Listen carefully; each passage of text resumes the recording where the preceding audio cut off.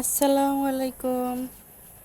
আপনারা যারা এই রুমটা দেখছেন, আসলে এটা শুধু রুমই না, এটার ভিতরে জড়িয়ে আছে আমাদের দুজনের অনেক স্বপ্ন, অনেক ভালোবাসা, অনেক আনন্দ, অনেক কষ্ট।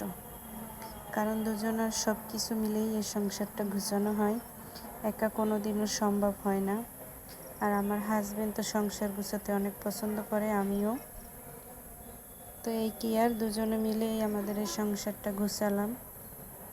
তারপর অনেক কিছু আরও বাকি আছে, কি আর করব।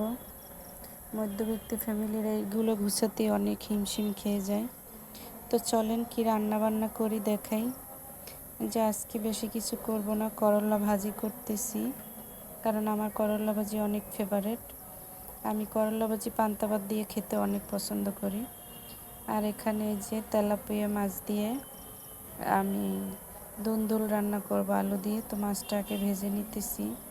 আর আমার একটু একটু রান্না করতে ভালোই লাগে। অনেকে রান্না করতে অলসতা করে, কিন্তু আমি না, আমার কাছে ভালো লাগে আমার স্বামীর জন্য একটু ভালো ভালো রান্না করতে। তো এই কি আর, তো সংসারে দুজনের ভিতরে ঝগড়া মারামারি কাটাকাটি হবে, তাই মিলেই চলতে হবে। আর দুজন দুজনকে অনেক রেসপেক্ট করতে হবে, সম্মান দিতে হবে, ভালোবাসতে হবে। আর দুজন দুজনকে অনেক সময় দিতে হবে, তাহলে ভালোবাসা দুজনের সম্পর্কটা আরও গভীর হবে। তো আপনাদের সাথে গল্প করতে করতে আমার রান্না প্রায় হয়ে গেছে। এই যে দুন্দুল আলু দিয়ে মাছ দিয়ে রান্না করতেছি।